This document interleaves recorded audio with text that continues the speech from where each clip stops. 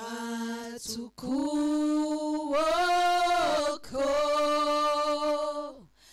Yesu nkomeza nkomeze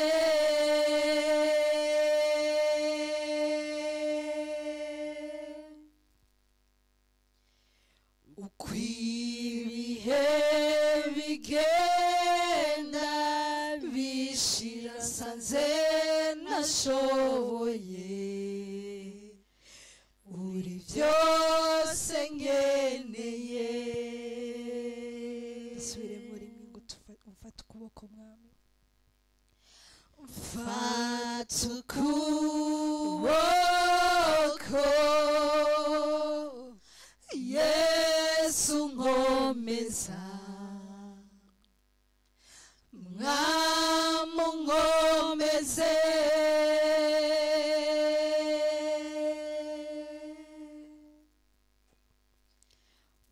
ukwibihe bigenda bishira sanze nashoboye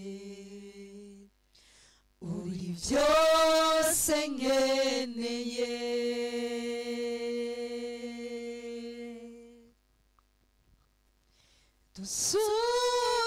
dusubizemo imbaraga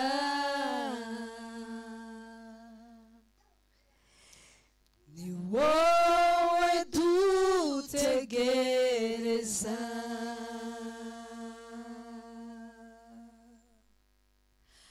twiruke twe kunanirwa tugende twe gucogora dusubizemo imbaraga dusubizemo imbaraga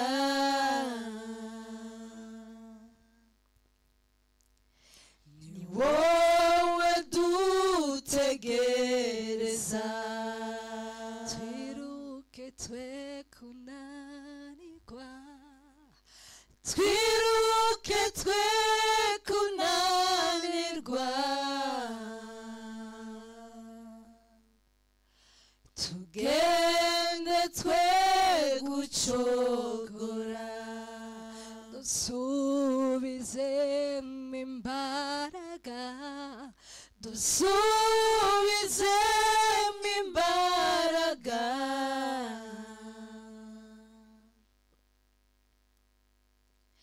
ni wowe dutegereza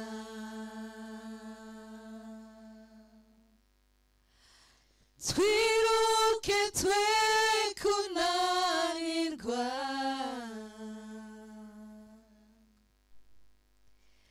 tugende twe gucogora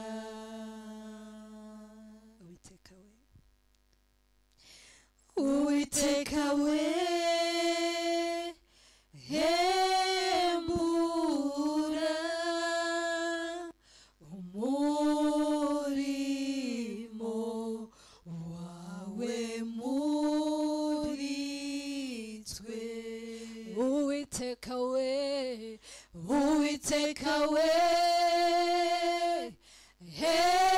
hembura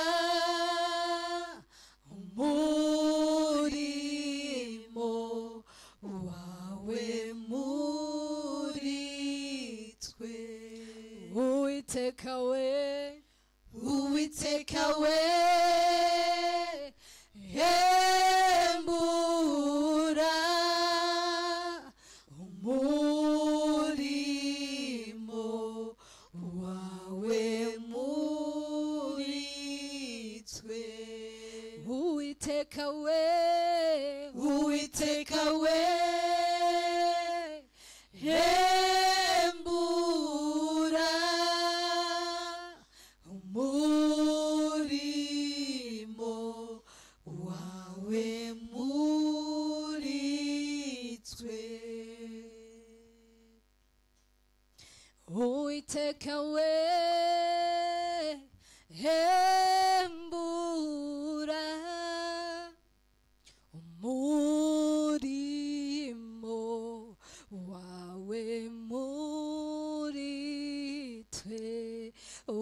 Uwiteka we, Uwiteka wembura hembura umurimo wawe muri twe.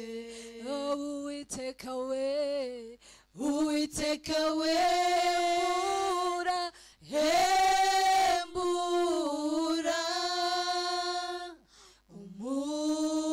umurimo wawe muri twe.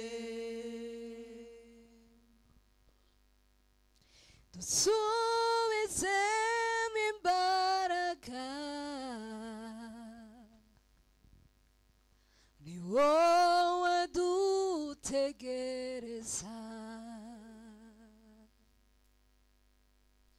Twiruke twe kunanirwa, tugende twe gucogora. Dusubizemo imbaraga, Dusubizemo imbaraga, ni wewe dutegereza, ni wewe dutegereza. twiruke twe kunanirwa, Twiruke twe kunanirwa,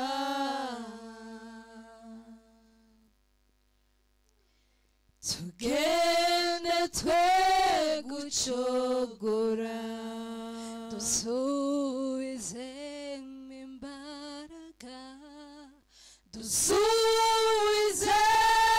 imbaraga,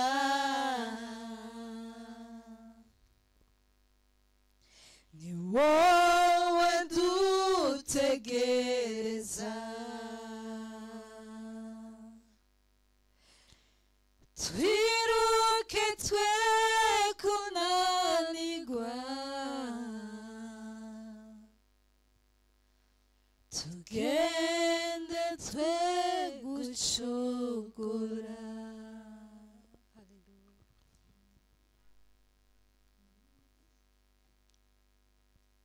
urakwiriye amashimwe Mana.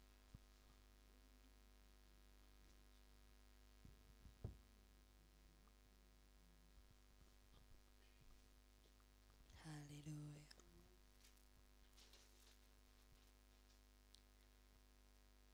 Yumvise gusenga kwanje, yahanaguye amarira yanje, no muri bya bihe byari bikomeye ntiyigeze untererana. Wumvise gusenga kwanje, wahanaguye amarira yanje, no muri bya bihe byari bikomeye ntiwigeze untererana. Wumvise gusenga kwanje, wahanaguye amarira yanje, no muri bya bihe byari bikomeye ntiwigeze untererana. Wumvise gusenga kwanje, wahanaguye amarira yanje, no muri bya bihe byari bikomeye ntiwigeze untererana. Akiriye indirimbo ivuye ku mutima, umutima wuzuye ishimwe ry'ibyo wankoreye. Iyi ndirimbo yanje mwami nuyakire, ikubera umubavu humura neza. Akiriye indirimbo ivuye ku mutima, umutima wuzuye ishimwe ry'ibyo wankoreye. Iyi ndirimbo yanjye mwami nuyakire, ikubera umubavu humura neza. Wakiriye indirimbo mwami we ivuye ku mutima, umutima wuzuye ishimwe ry'ibyo wankoreye. Iyi ndirimbo yanjye mwami nuyakire, ikubera umubavu humura neza. Yakiriye indirimbo Yesu we ivuye ku mutima, umutima wuzuye ishimwe ry'ibyo wankoreye. Iyi ndirimbo yanjye mwami nuyakire, ikubera umubavu humura neza. Ko yumvise gusenga kwanje, yahanaguye amarira yanje, no muri bya bihe byari bikomeye nigeze untererana. Wumvise gusenga kwanje, wahanaguye amarira yanje, no muri bya bihe byari bikomeye ntiwigeze untererana. Wumvise gusenga kwanje, wahanaguye amarira yanje, no muri bya bihe byari bikomeye ntiwigeze untererana. Wumvise gusenga kwanje, wahanaguye amarira yanje, no muri bya bihe byari bikomeye ntiwigeze untererana.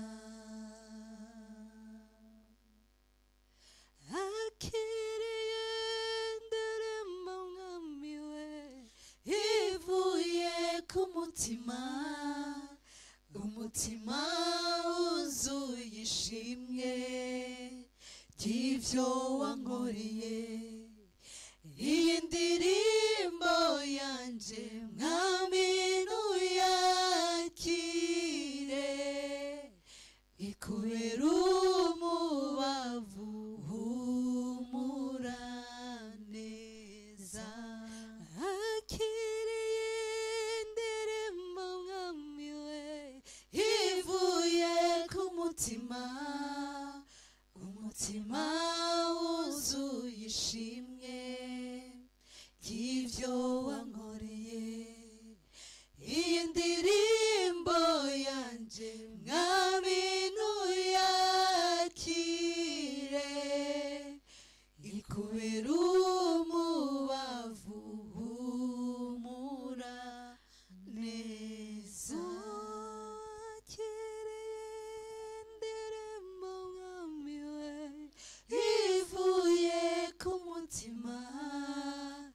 Umutima wuzuye ishimwe ry'ibyo wankoreye.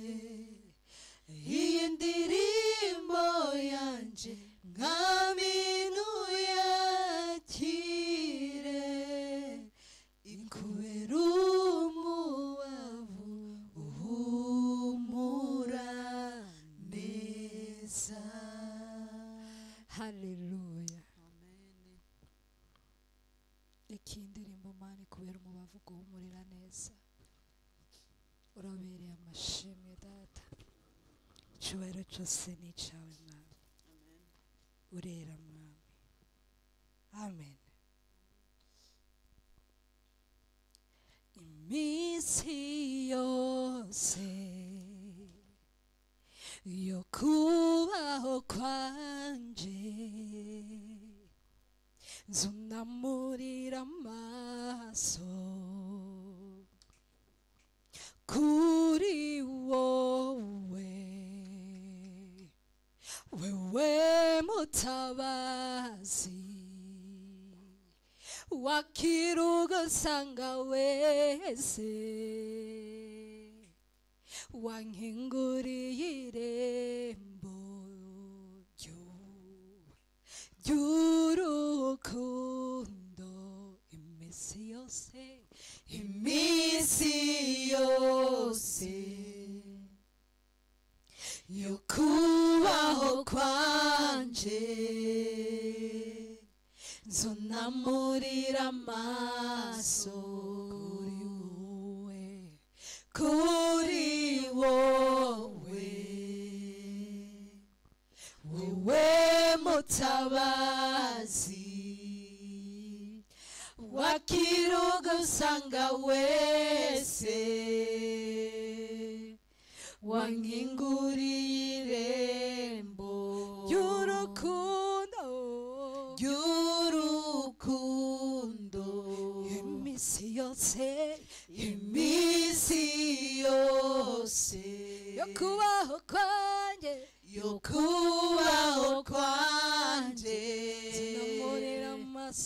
tunamurira amaso kuri wowe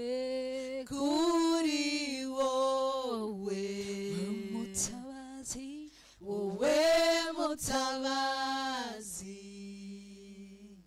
wakirugusanga wese wankinguriye irembo ry'urukundo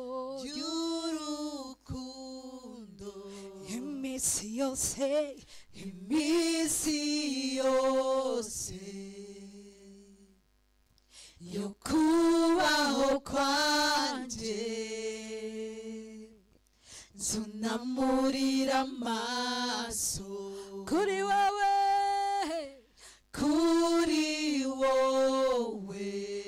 mutabazi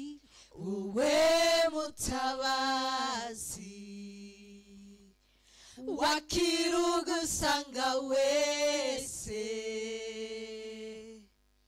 wankinguriye irembo ry'urukundo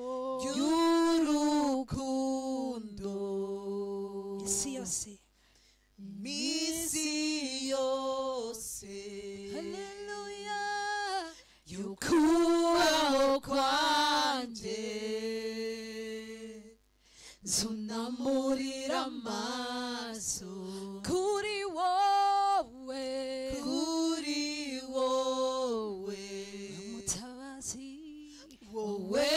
mutabazi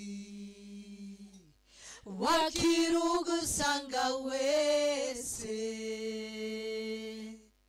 wankinguriye irembo ry'urukundo misi yose nta munyakuri nkawe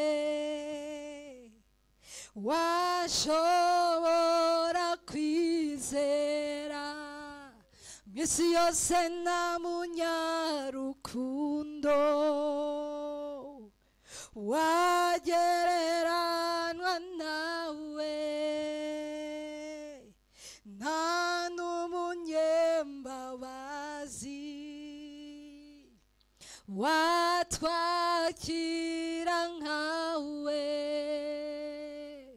misi yose nta munyakuri nkawe washobora kwizera misi yose nta munyarukundo wagereranywa nawe nta n'umunyembabazi watwakira nkawe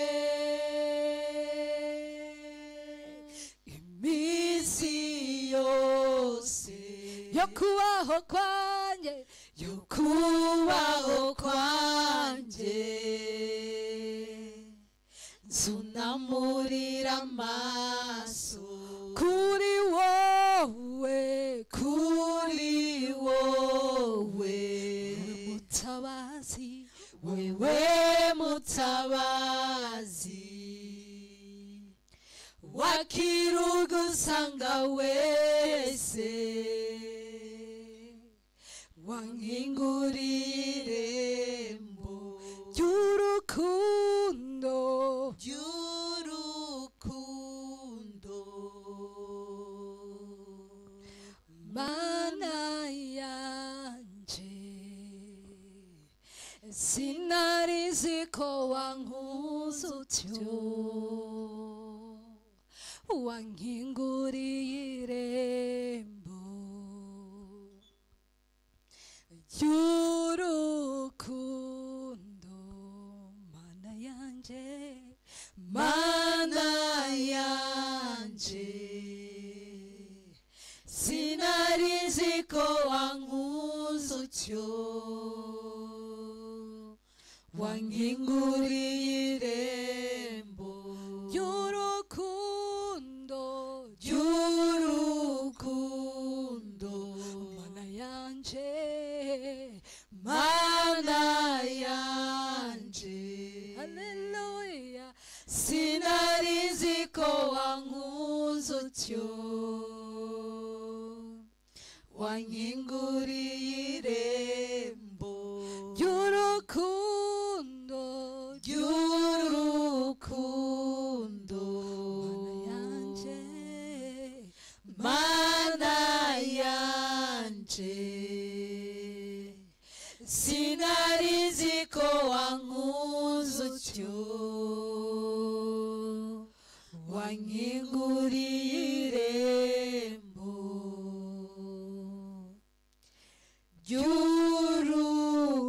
ry'urukundo.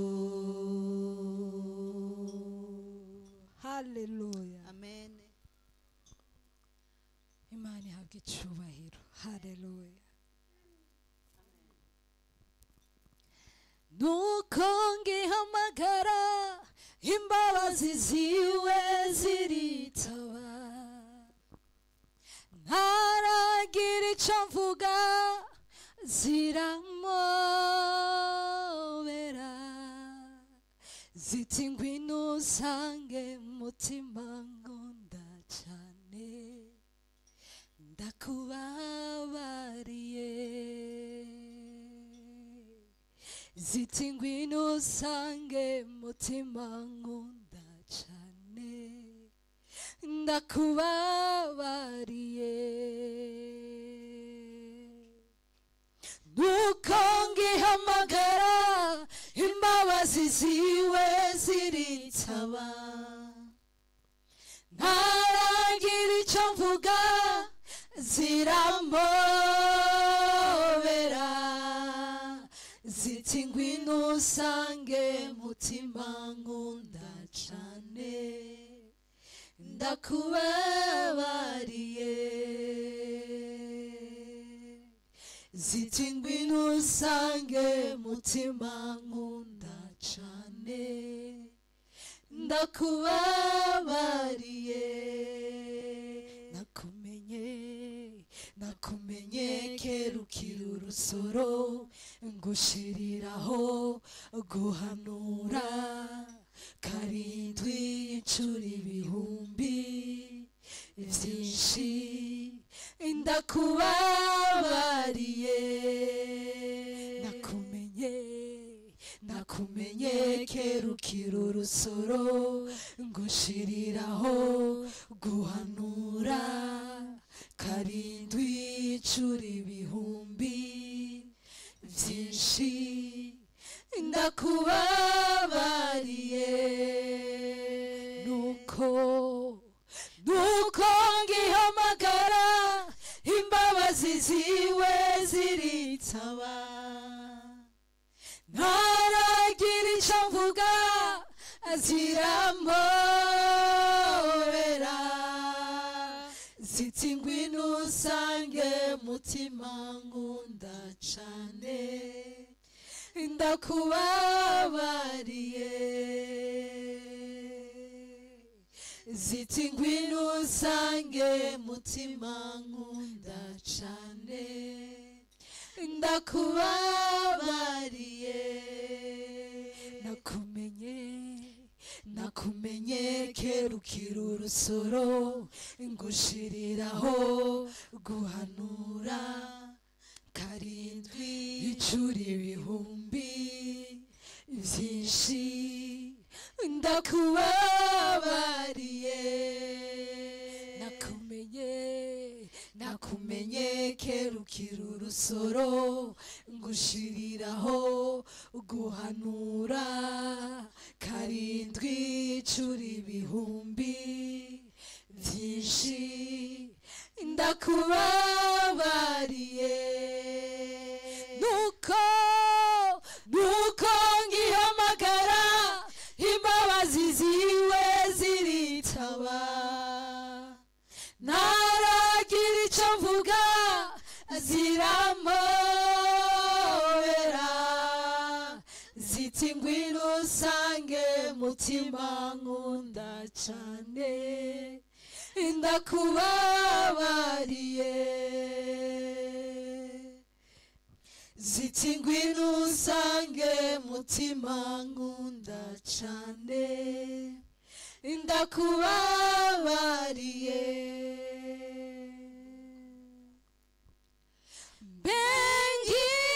bengikomanga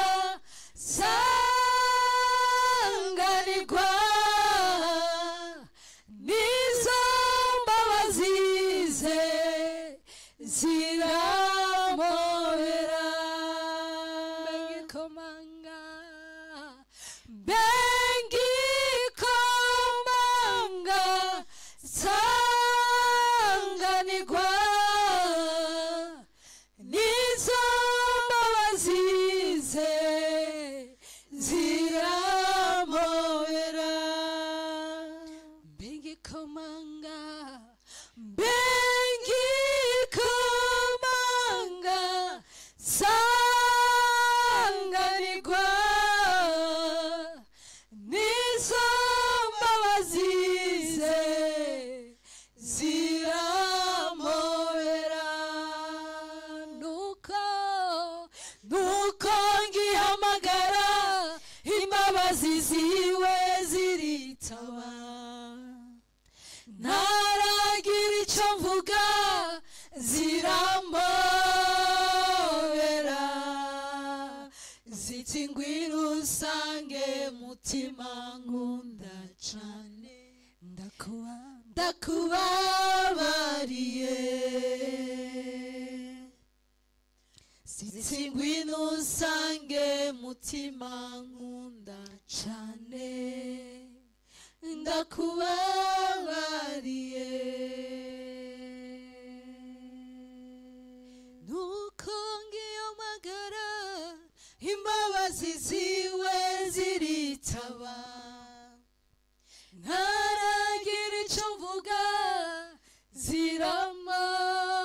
ziramobera ziti ngwino usange mutima nkunda cane ndakubabariye ziti ngwino usange mutima nkunda cane ndakubabariye nakumenye kera ukiri urusoro ngushiriraho guhanura karindwi incura ibihumbi vyinshi ndakubabariye karindwi incura ibihumbi ndakubabariye karindwi incura ibihumbi ndakubabariye karindwi incura ibihumbi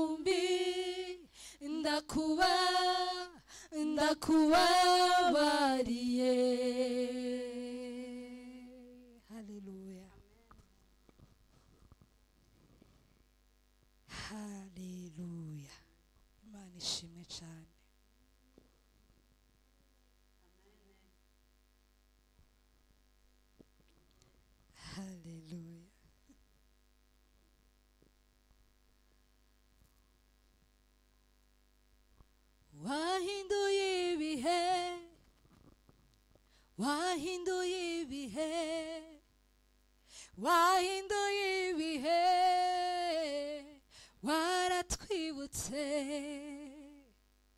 wahinduye ibihe Yesu we wahinduye ibihe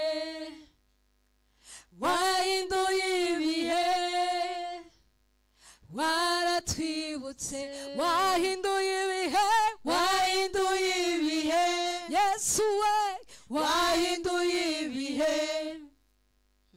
wahinduye ibihe waratwibutse wahinduye ibihe wahinduye ibihe Yesu we wahinduye ibihe wahinduye ibihe waratwibutse data yemeye data yemeye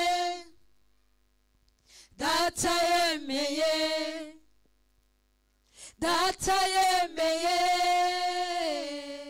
ntawavuga hoya data yemeye data yemeye Yesu we data yemeye data yemeye ntawavuga oya niboneye inzira iyo wanciriye ihagararemo nakira umugisha ujuje imitima y'abakwiringiye amahoro adashira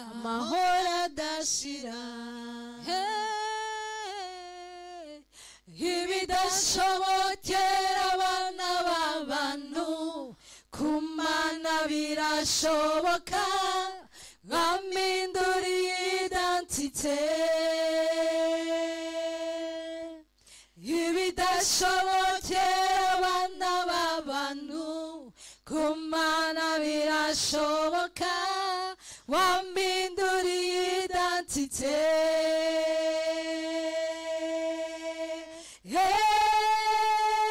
wahinduye ibihe Yesu we wahinduye ibihe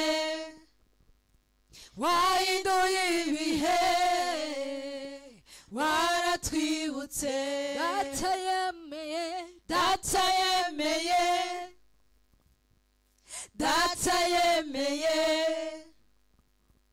data yemeye ntawavuga hoya niboneye inzira iyo wanciriye ihagararemo nakira umugisha ujuje imitima y'abakwiringiye amahoro adashira ibidashobokera abana b'abantu ku Mana birashoboka wampinduriye identite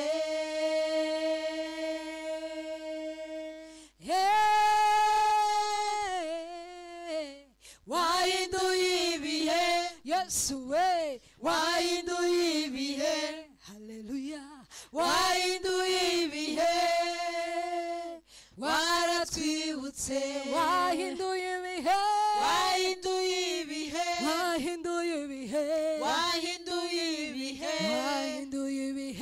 wahinduye ibihe waratwibutse data yemeye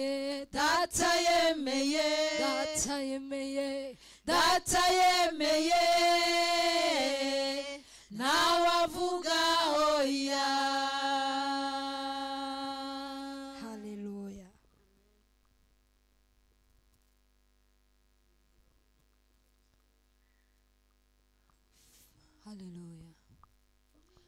fashe inanga yanje ndirimbe ngutuye ineza yo wangiriye, mutima wanjye wuzuye ishimwe ku byiza wankoreye. Fashe inanga we, fashe inanga yanjye ndirimbe, ngutuye ineza yo wangiriye, mutima wanjye, mutima wanjye wuzuye ishimwe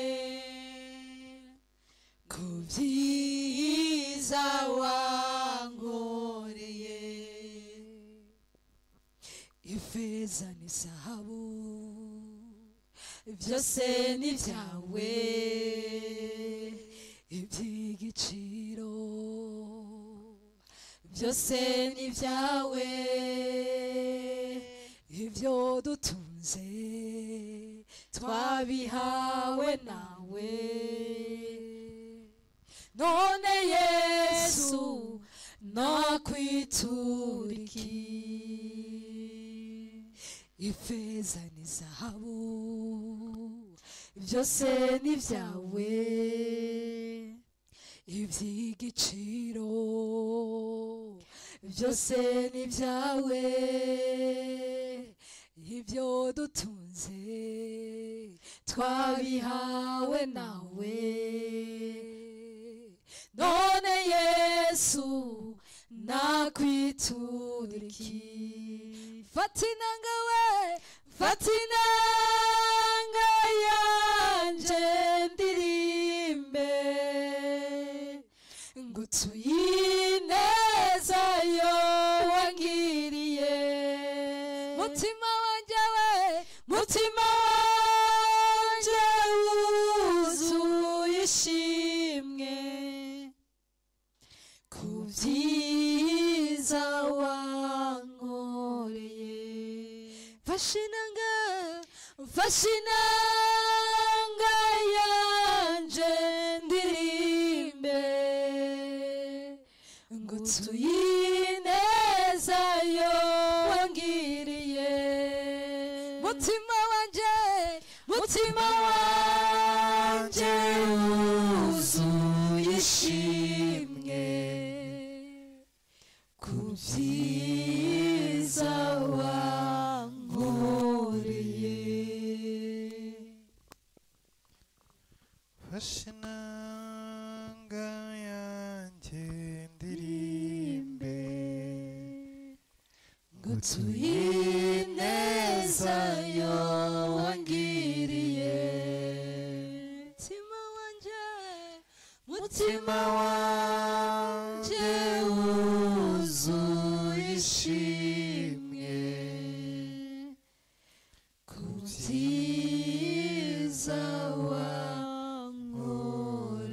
wankoreye. Data, mu izina rya Yesu Kristo, mu izina rikomeye, mu izina rihambaye, dufashe inanga zacu tuje imbere yawe tugushimira kandi tukuririmbira, tuvuga ineza n'urukundo wagiriye ubuzima bwacu. Izina ryawe mwami rihabwa icyubahiro kandi rishyirwa hejuru, izina rya Yesu Kristo. Dusenge umwanya w'ijambo tugiye kwinjiramo, dusenge umwanya w'icyacumi n'amaturo, kugira ngo mwamuhe umugisha bose mwami barambura ibiganza byabo bashyigikira ubwami bwawe kandi bubaka umurimo wawe. Ubahe umugisha, ubagire neza, ubiteho kandi ubabere Imana, ubahe ibyo bakeneye byose kandi ubahe ibyo bifuza byose, basubirishe ukuboko kwawe n'imbabazi zawe. Ugire neza umuntu wese wawe muri aya materaniro, umuntu wese waciye bugufi imbere yawe, nawe utatumugire neza mu kuboko kwawe, umuhe imbaraga zawe, ikiganza cyawe n'ubwiza bwawe hejuru y'ubuzima bwa buri wese. Mana, duhe umugisha muri kino gitondo, uduhe kunesha kandi uduhe kuba imbere mu izina rya Yesu Kristo, amen. Haleluya. Imana yacu ihabwe icyubahiro, kuko itwitaho kandi ikatugirira neza. Turi mu turimo gusoza uku kwezi kwa gatatu. Uyu munsi turi ku itariki 30 z'ukwezi kwa gatatu. Ejo ni tariki 31. Hanyuma turinjira mu kwezi kwa kane ku 2025. Haleluya. Umwaka ukomeje kwigira imbere kandi dukomeje gushimira Imana ku neza yayo n'ubwiza bwayo, icyubahiro cyayo n'urukundo rwayo itugirira uko bukeye n'uko bwije. Dutangira uyu mwaka twarasenze kandi twasengeye amezi yose agize uyu mwaka wa 2025. Twasengera ukwezi kwa mbere, dusengera ukwa kabiri, dusengera ukwa gatatu n'andi yose kugeza mu kwezi kwa 12. Rero niba tugeze ku itariki 30 z'ukwezi kwa gatatu, dufite ishimwe rihambaye kandi rikomeye ku Mana yacu kuko yumvise gusenga kwacu kandi yaraturinze, yatugiriye neza. Kuva umwaka utangiye kugeza kano kanya, hari benshi bamaze kuva mu mubiri, hari benshi babuze ingingo zabo, hari benshi babuze ababo, babuze abo bakundana, hari benshi bavuye mu byabo, hari benshi amazu yabo yasenyukiyeho, hari abahiye n'inkongi z'umuriro, hari ibyabo byahiye, hari byinshi byabayeho. Ariko si bibi gusa byabaye, n'ibyiza byarabaye. Hari abarongowe, hari ababyaye, hari ababonye akazi, hari ababonye amabizinesi, hari abahindura amasitati, hari abura indege bagenda hanze, hari ababonye amapromosiyo. Ibyo dukeneye muri ubuzima bwa buri munsi, ibyo twifuza muri ubuzima bwa buri munsi, dukeneye muri iyi si, muri imibereho, byinshi byarakozwe. Rero nimba uri mu bo Imana yagiriye neza, tufatanye gushima Imana. Niba hari ikidasanzwe wahuye nacyo kuva umwaka watangira kugeza uyu munsi, nanone ntabwo uri wenyine, si we wenyine gusa byabayeho, wihangane. Icy'ingenzi ni kimwe no kukiriho kandi ugihumeka, kandi umugambi w'Imana uracyari mwiza hejuru y'ubuzima bwawe. Hari impamvu Imana yagushigaje, hari impamvu Imana ikikurinze, nuko igufiteho plan muri uyu mwaka wa 2025. Haleluya.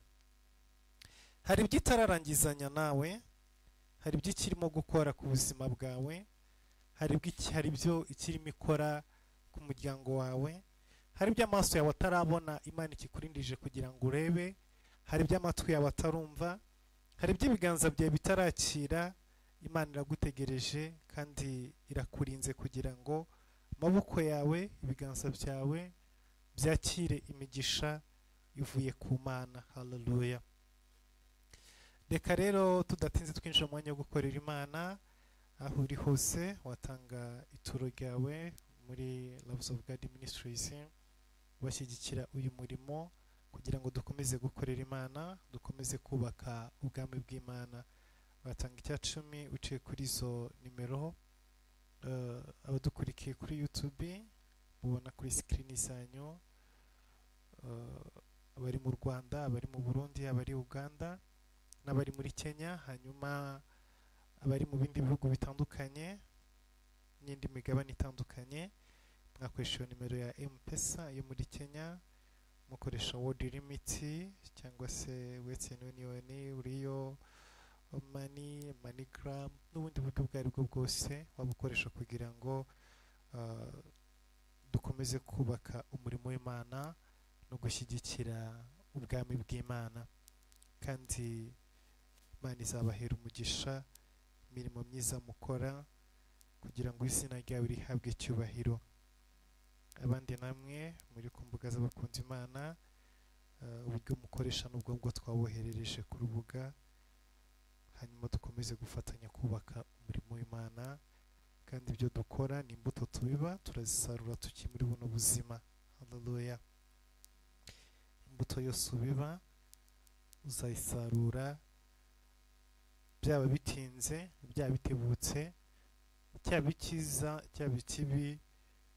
Iyi si ntabwo igitwaramo abantu umwenda cyangwa se ideni.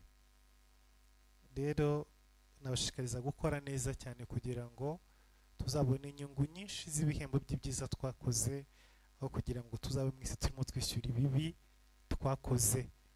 Ni byiza ko turushaho gukora ibyiza ko bukeye nuko bwije, ijoro n'amanywa, kugira ngo ibyiza dukora kandi imbuto nziza tubiba tuzazisarure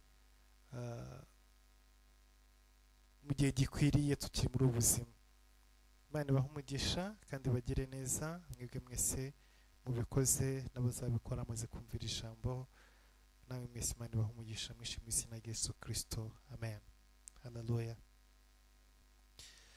Imana yacu ni nziza, Imana yacu irakomeye kandi irahambaye.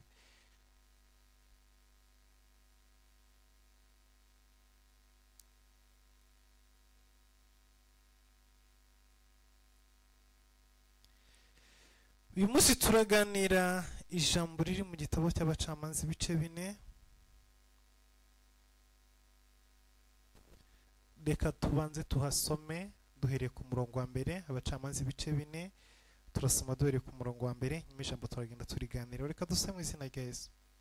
Nuko Ehudi amaze gupfa, Abisirayeli bongera gukora ibyangwa n'Uwiteka.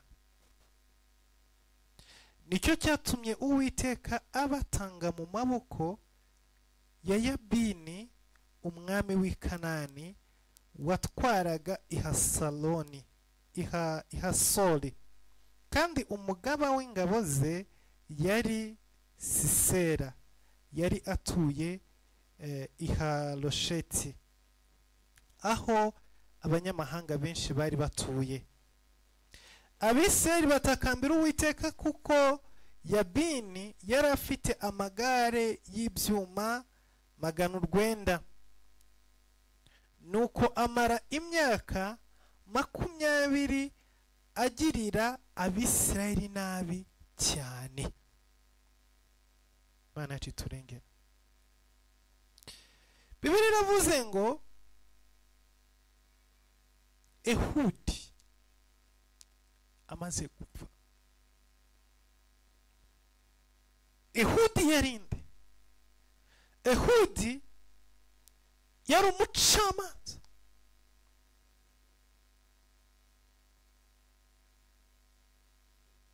Ni umucamanza Imana yahagurukije. Nusoma mu gice cya 3 cy'Abacamanza uhereye ku murongo wa 12 urahabona inkuru za Ehudi. Bibiliya itwereka igihe Abisirayeli bavaga muri Egiputa. Bavuye muri Egiputa bari bayobowe n'umugabo witwa Mose. Mose yari umuntu wize leadership, yari yarize ubuyobozi, uko bukorwa, uko bubaho, uko umuyobozi ategurwa, uko umuyobozi asimbura undi. Kuko yari yarakuriye ibwami, yarize amashuri y'ibwami, yari yarakuze ategurwa kuzaba umuyobozi, kuzaba umwami. Muri uku gutegurwa kwe, ategurirwa kuzaba umwami, yize ko abami bategurwa, yiga ko ejo hazaza hategurwa, yiga ko generasiyo itegurirwa kuzayobora izindi generasiyo zizaza. Yiga neza yuko ubuzima bugira urufatiro buhagarariraho bukagira umurongo bugenderaho kugira ngo ejo hazaza habe hazima. niyo mpamvu igihe Imana yahagurukije Mose kugira ngo akorere Imana, ntabwo yigeze akora wenyine. Bibiliya ivuga ngo yateguye umufasha witwa Yosuwa. uyu Yosuwa ntabwo yamuteguye nk'umufasha wo gukorana nawe. Mose yari afite Aroni iruhande rwiwe, wari visi perezida wiwe, wamufashaga, wamushyigikiraga, wagendanaga nawe, yinjiranye nawe kwa Farawo, yacanaga nawe imanza, yagishaga inama z'ibyo akora, yabazaga ngo ahangaha tubigenze gute, hano tubikore gute. Yari umufasha wiwe, yari umwungiriza wiwe. Rero Aroni atandukanye na Yosuwa. Yosuwa nuwe yateguriraga kuzasigira inkoni. Ugomba kumenya abantu muri kumwe, ugomba kumenya kategori y'abantu mugendana nabo, ugomba kumenya kategori y'abantu bari mu buzima bwawe. Hallelujah.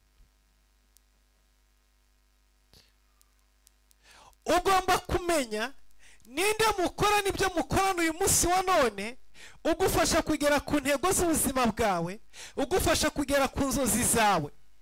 Hanyuma icya kabiri, ugomba kumenya ibyo uzageraho ninde uzabisigira. Hallelujah. Kubera ko abantu badafite intego y'icyo bagomba kugeraho, ntibagira n'intego y'uwo bazasigira icyo bagezeho. Kuko badatekereza ko aribo bazasigira icyo bagezeho, ntibagira n'imbaraga zo kurwanira icyo bashobora kugeraho muri ubu buzima. Ariko ubuzima bwa Mose bwari buri ku murongo. Yari afite abo bafatanya kugira icyo barwanira, yari afite abamufasha gucungura ishyanga rya Isirayeli, ariko yari abizi ko adahoraho ibihe byose. Hallelujah.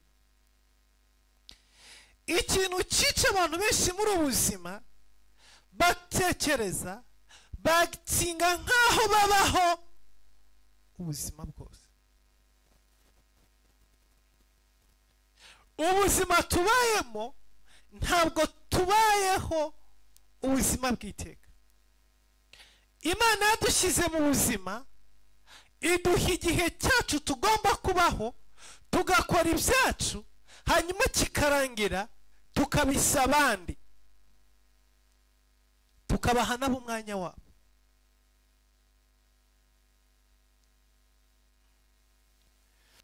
Hari filime yakinwe n'Abanyamerika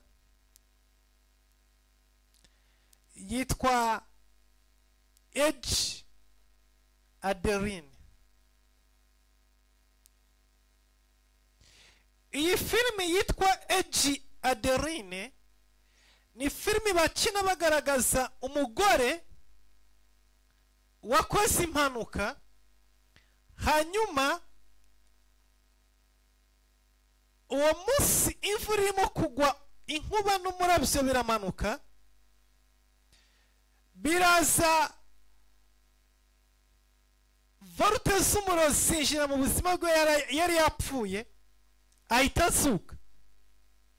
Yari afite imyaka 29. Uhereye uwo munsi ntabwo imyaka yongeye kwiyongera. Uko yari ari, uko yasaga, uko yanganaga, yagumye uko.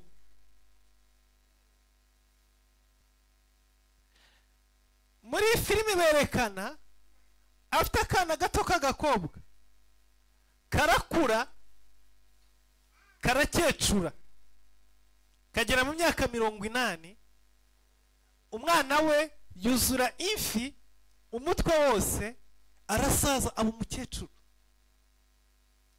Ariko uyu nyina akiri agakumi k'imyaka 29. Rero muri iyi filimi baza kwerekana igihe yahuraga n'umusore bateretanaga mu bukumi bwiwe ashaje, ariko we akiri ku myaka 29. Umuhungu bateretanye akamukwepa yashatse undi mugore. Uyu mugore babyarana n'umwana. Uyu mwana yahuye na Adeline. Adeline we agifite image n'ishusho y'umwana w'imyaka 20 y'inkumi y'imyaka 29. Ateretana n'uyu musore. Bagiye iwabo, ise uyu musore yarashaje cyane. Abonye Adeline aramumenya. Undi arangije ambwira ngo ya ntago ari gihe ni mama wanjye ngo mama wanjye yarapfuye, ugenda umwana wiwe. Ariko nyuma aza kumuvumbura, amenya ko bitewe n'inkovu yari afite ku kuboko yari yaramudoze we ubwe ku giti cyiwe. Icyo nshaka kuvuga ni iki ngiki muri iyi filimi, message irimo ni iyi: uyu mugore Adeline yahuye n'ibibazo bikomeye cyane byo kudasaza. Yahuye na challenge nyinshi cyane. Byabaye ngombwa yuko abaho yimuka, ahunga aho atuye. Kubera iki? Yabaga muri quartier, we akaguma ari inkumi. Abo babyirukanye aje ziwe bagasaza bagahinduka abakecuru, akaguma ari umwana. Noneho general utwana twavutse areba twavukiye imbere yiwe, tukaza tukangana n'ababireba, natwo tugasaza abireba. Bimutera ikibazo gikomeye cyane. Icyo gihe leta itangira kumuhiga kugiye mukora ubushakashatsi bareba menye impamvu adasaza abandi basaza. Ibaze no kukujyana muri laboratoire bakagukora ubushakashatsi nk'imbeba. Byabaye ngombwa yuko atangira kwimuka, ava hamwe ajya handi, ava hamwe ajya handi, agahora hindura amazina akoresha ibyangombwa. Myaka 5 yashira akimuka akajya mu kandi gace, akajya mu bafojal, agakoresha indi ID, agakoresha andi mazina, bakamukoresha ibyangombwa by'ibihimbano, akita andi mazina, akavuga ko afite imyaka 29. Myaka 10 yashira, kongera akimuka ngo akajya handi akajugunya bya bindi, akongera agakoresha ibindi by'ibihimbano bigaragaza ko afite imyaka 29. Yitwa Adeline, muzayirebe. Message gawe shaka kuvuga ni iyi: nuko iki gihe Imana yaduhaye kubamo, iyo ukirenze ukajya mu kindi kitari cyawe kirakubangamira. Ntago wakibamo ngo bikunde kuko si cyawe. Yaguhaye igihe cyo kubaho mu buto, igwa n'igihe cyo kubaho mu busaza, igwa n'igihe cyo kuruhuka, ugasiga isi n'ibyo wagezeho ukabisigira abandi. Rero iyo uhagumye ukaguma uri umwana, ukaguma uri uruhinja, bitera ikibazo mu buzima bwawe. Yesu ashimwe. Bitera ikibazo mu buzima bwawe, mu mibereho yawe, kuko usanga ab'igihe cyawe baratambutse baragiye. None utwana duto tukaza dufite ibyabo, kugira ngo wifitinge hagati muri bo birakugora. Ikintu wisangije muri buno buzima udasangiye n'abandi, hagaco nta numaro kigira. Ikintu cyamubangamiraga ni kimwe, nukubona impinja zavutse ari bari zo bangana, akabona abo banganye bose barapfuye abandi barashaje, umwana we n'umukecuru ugenda yububa wari aho nagakumi k'imyaka 29. Byari bimugoye cyane gusirangira, akora gisida n'ubundi bakongera bakamushituza amashanyarazi, hanyuma za anti-age zari ziri muri zatumaga adakura adasaza zirapfa, asubira normale. Noneho atangira kubona imvi zije mu mutwe. Umunsi yabonye uruvi mu mutwe yaracelebratinze, yavuze ati nanjye mbaye nk'abandi, uburanjye ngiye gusaza nanjye mere nk'abandi bose. Yakoze umunsi mukuru. So message irahangaha niyi, nuko ubu buzima Imana yadushyizemo bufite aho butangirira, bufite naho burangirira. Tuba mu bihe byacu ariko bishira, hakazaza ibihe by'abandi. Yesu ashimwe. Hakaza ibihe by'abandi. Iki rero nicyo Yosuwa yasobanukiwe, apana Yosuwa, nicyo Mose yasobanukiwe. Yasobanukiwe ko afite igihe cyiwe, afite ibyo agomba gukora mu gihe cyiwe, ariko hari ikindi gihe kizaza. Icyo gihe ntago azaba kirimo, icyo gihe ntago azaba gikontorora, icyo gihe ibigikorerwamo ntago azaba hari. Ariko hari indi generation izaba iri muri icyo gihe. Yesu ashimwe. Haleluya. Iki gihe tukirimo, iki gihe turagitegeka, iki gihe turakiyobora, ariko hari ikindi gihe kizaza atari icyacu, cy'izindi generation zizahaguruka imbere yacu.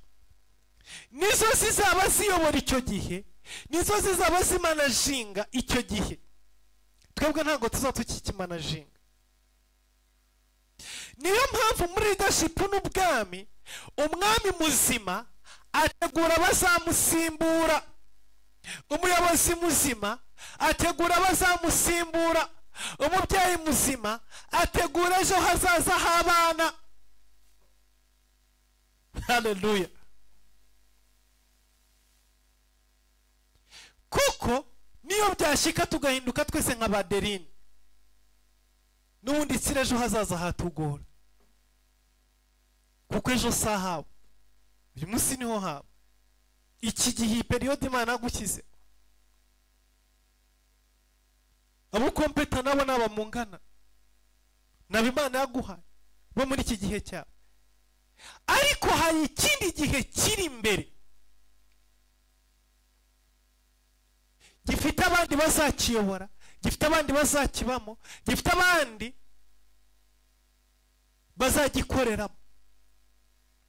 Ibyo rero Mose amaze kubimenya neza, yari afite Aroni umufasha mu gihe cyiwe, ariko ategura Yosuwa uzakora mu gihe kizaza, aho Mose atazaba ari. Haleluya. Ujya wicara ugatekereza aho utazabura uko bizaba bimeze. Ujya utekereza aho utazaba wicaye, aho utazaba ukorera, aho utazaba ugenda, aho utazaba ufite imbaraga. Ujya baza uko ibyo bihe bizaba bimeze. Ibyo rero Mose yari abizi, aravuga ngo hari aho nzaba ntari, kandi iri shyanga rya Isirayeli Imana yatoranije, yaritoranije forever. Haleluya. Iri shyanga Imana Isirayeli yaremye, uyu murimo Imana yampaye ntago ari uw'umwaka umwe, ntago ari uw'imyaka ibiri, si uw'imyaka 100, ahubwo aba bazabaho ibihe byose, n'inyuma yanjye bazabaho, ntahari bazabaho, ubu bwoko buzabaho, iri shyanga rizabaho, aho ntazaba ndi bazaba bahari. Haleluya. Aravuga rero ngo kugira ngo bazakomeze babeho, kugira ngo bazabeho neza, kugira ngo bazashobore kugera ku mugambi w'Imana, ngomba gutegura uzahagarara aho nzaba ntahagaze mu gihe kizaza. Ategura Yosuwa. Haleluya. Akana k'agasore, akana gato kavutse areba, agaha icyizere, agaha ubwenge bwo kuyobora, agaha imbaraga zo kurwana, amushyira imbere ku rugamba, amwigisha intambara, kuko yuko Mose yarazi neza yuko we urugamba ariho ararwanisha ibimenyetso n'ibitangaza, ararwanisha inkoni, ariko mu rugamba rw'imbere ruzaza hazakora inkota n'umuheto. Yesu ashimwe. Iki nicyo kinanira abantu benshi kumva no gusobanukirwa.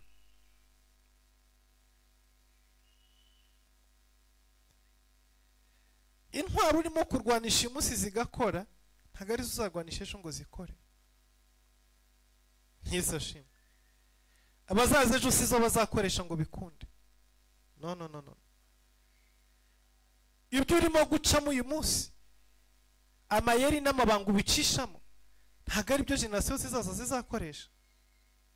Oya, iki difference bizaba bitandukanye. Yesu ashimwe. Bizaba bitandukanye.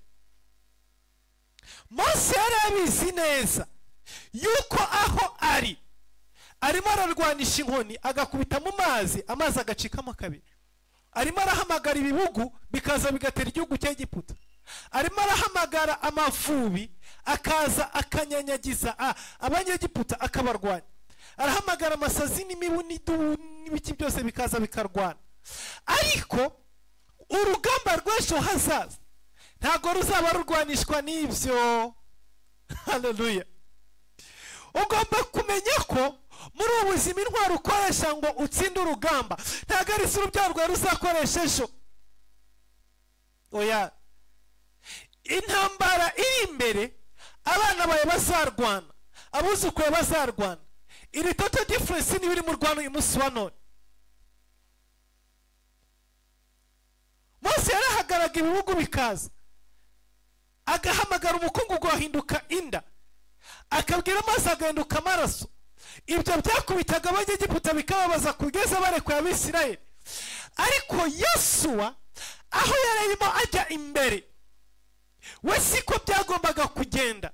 Yagombaga gutwara ingabo, yagombaga gutwara icumu, yagombaga gutwara umuheto, yagombaga gutwara umwambi, yagombaga gutwara inkota kugira ngo azatsinde imbere. Ibyo rero umuyobozi mwiza abimenya mbere y'igihe, abibona mbere y'igihe, abitegura hataragera. Ntabwo Yosuwa yigeze amutegura nk'uzagendera mu bimenyetso n'ibitangaza, ahubwo yamuteguye nk'indwanyi izakoresha umuheto n'umwambi. Yesu ashimwe. Mose yateguye Yosuwa nk'indwanyi izakoresha umuheto, nk'indwanyi izakoresha umwambi, nk'indwanyi izakoresha inkota n'icumu. Amutegura nk'umujenerali uzayobora ingabo, kuko urugamba rwa Egiputa n'urugamba rwa Yeriko ziri total difference. Hallelujah. Aramutegura. Igihe Mose yaragize imyaka 120 yarashaje, ariko amaso yaratarabiroriro. Imana yamuhamagara ndamubwira ngo igihe cyabo kirarangiye, murimo wawe urangiriye ahangaha, ugomba kuza imbere yanjye. Yesu ashimwe. Avuga ati Imana nta kibazo rwose, kandi nari mbizi. Hallelujah. Nari mbizi. Nari mbizi ko igihe kizagera nkazahuri. Nari nzi ko igihe kizagera umurimo nahawe ukarangira. Rero nateguye undi uzansimbura. Mose ahamagara Yosuwa, muhagarika imbere y'abakuru b'Abisirayeli. Arangije amusukaho amavuta ku mutwe, murambikaho ibiganza, amuhereza inkoni yagendanaga, akura mu mwitero wiwe arawumwambika, aramubwira ngo komeza umurimo, komezanya n'Abisirayeli, sanze umuremyi wanjye wampamagaye. Ubu niwe sanze, haleluya. Arahaguruka azamuka umusozi.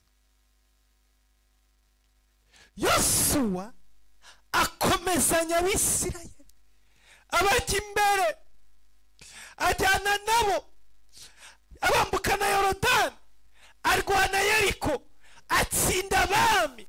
Hey, rebosekele Mosai. Afata igihugu cya Isirayeli. Ibyo Mose yabwiraga Abisirayeli biringiza, Imana izaba igihugu cy'amasezerano, Imana izabagira neza, Yosuwa arabisohoza. Amagambo yose ya Mose yashyizwe mu bikorwa na Yosuwa. Igihugu cyose aragifata agiha Abisirayeli, arabagabagabanya. Ariko Yosuwa akora mistake. Ntabwo ari umuyobozi nka Mose. Yosuwa yari umuyobozi uzi gukora ibyo yabwiwe, yari umuyobozi uzi kurwana akageza abantu ku ntsinzi, ariko yari afite intege nke zo gutegura uzamusimbura. Yageze mu zabukuru ashaje, adafite umuntu n'umwe abwira ngo akira ibyo nagezeho, akira ibyo narwaniriye, akira ibyo nakoreye, akira amajoro naraye, akira komezanya ibi ngibi nagezeho, byakire. Oya, ntawe yari afite. Urazi ikintu yakoze? Yamaga Abisirayeli, nta muntu n'umwe yari afite muri bo wo guhereza inkoni nk'uko Mose yayimuhereje. Nta muntu n'umwe yari afite mu Bisirayeli wo kurambikaho ibiganza nk'uko Mose yabimurambitseho. Yosuwa nta muntu n'umwe yari afite mu Bisirayeli wo gukuramo umwitero wiwe ngo awumuhe nk'uko Mose yabikoze kuri we. Yararwanye cyane, afata ibihugu, atsinda abami, atigisa abami bose, arabarangiza. Ariko hagati mu Bisirayeli, mu rubyaro rwiwe, nta n'umwe yari afite wo guhereza inkoni ngo komeza. Tukiri abana twiga muri primaire, hari umukino badukinishaga, twajyaga duhagarara tugakora timu ebyiri. Timu imwe ikaba hariya, indi ikaba hariya, tugapanura ikibuga. Noneho tukibuka tugasigana. Umwana umwe waha yahagurukaga kuri murongo, ndagaruka kuri uriya murongo, hanyuma akiruka akamukurikira afite agati, afite agakoni mu ntoki. Warazaga ukazenguruka cya kibuga cyose, wagarukaga ku murongo wawe unaniwe, utagishobora kongera kuzenguruka ngo usubirire. Kagatuge tugahereza mugenzi wawe, akakakira, agahita akomeza kiruka, nawe ugahagarara ukaruhuka. N'abandi nabo bikagenda gutyo, kugeza igihe hazaboneka umunyantege nke muri timu imwe, noneho abo mu yindi timu bakaza bakamukoza hagati. Ako kanya timu yakojeje hagati kabiratsinze, iyo bagakojeje kabiratsinzwe. Ariko ikintu umukino watwigishaga ni iki ngiki, nuko iteka iyo unaniwe uba ugomba kuba ufite umuntu mu buzima uhereza kugira ngo wakomereze aho wari ugejeje. Yesu ashimwe. Rero ikibazo ni iki ngiki, turi timu ya Mose cyangwa turi timu ya Joshua? Timu ya Joshua n'abantu bakora cyane, ariko ntibagira abo bahereza ibyo bakoze ngo babikomezanye. Ni weakness.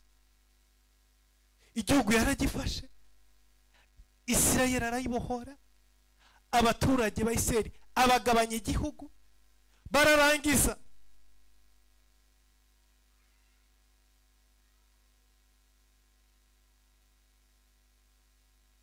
Ariko nta n'umwe wari uhari wo guhereza inkoni nk'iyo Mose yamuhaye ngo nawe ayijyane. Uzi ikintu Yosuwa yakoze mu gihe cyo kurangiza ubuzima bwiwe?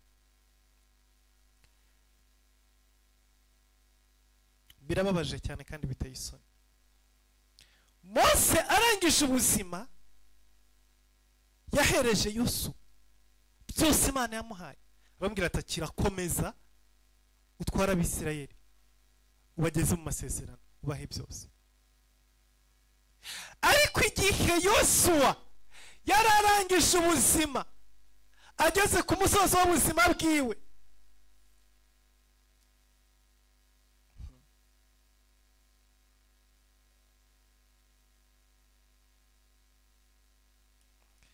urazi ikintu Yosuwa yakoze?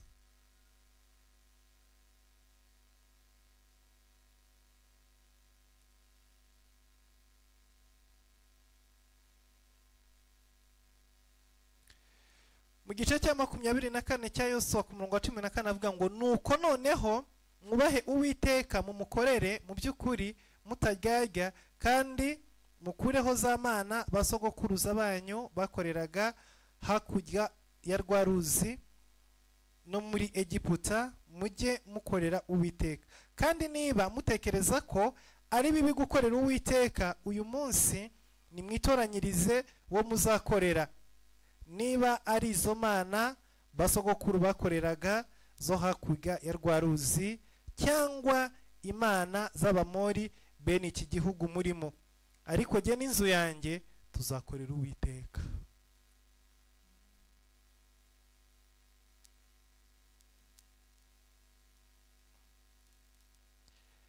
Iyi ni statement y'umunyantege,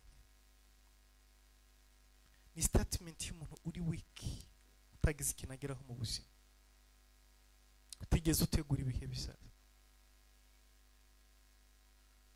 Igihe Yosuwa yagendaga ntabwo yahaye Abisirayeli ngo nimukore ibyo mushaka, nimuhitemo ibyo mushaka. Oya,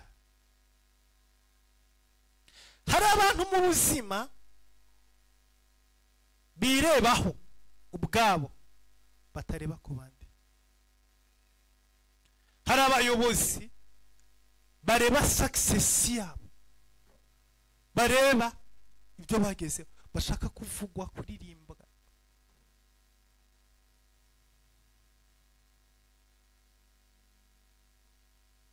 Nimvuga abayobozi numva umuyobozi w'igihugu gusa, oya, no mu muryango iwawe abana bawe uri umuyobozi wabo, mu rugo rwawe, muri kampani yawe, muri business yawe uri umuyobozi. Hari abantu bashaka kuba intwari ku giti cyabo, baba ari we baririmba, ari we bumva ko adahari ubuzima burangiye. Abo ni ba Yosuwa. Yosuwa yari intwari, yarwanye intambara nyinshi, ariko yari umuyobozi uri egoisme, yari afite egoisme muri we, yari afite kwikunda. Arimo arangiza ubuzima amagaba Abisirayeli. Yosuwa Mose ntabwo yigeze ababwira ngo mukore ibyo mushaka, oya. Yari afite umurongo wabashyizemo adashaka ko bazavamo. Yari afite umuyobozi ugomba kubakomezanya muri uwo murongo. Ntabyo kuvuga ngo bisigare bigenda uko bishaka, akazi m'ibyanjye nabirangije.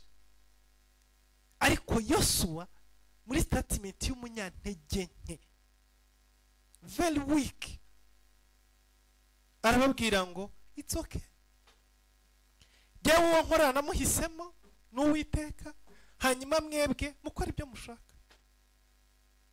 Nimba ari imana muyikorere, nimba ari ibigirwamana mubikorere, nimba ari imana z'Abamori, nimba ari izo muri Egiputa, nimba ari izo hano muri iki gihugu cy'amama wabo, mukora ibyo mushaka. Jyewe n'inzu yanjye tuzakorera Uwiteka, se tu, abandi basigaye birabareba, mwiteme ibyo mushaka.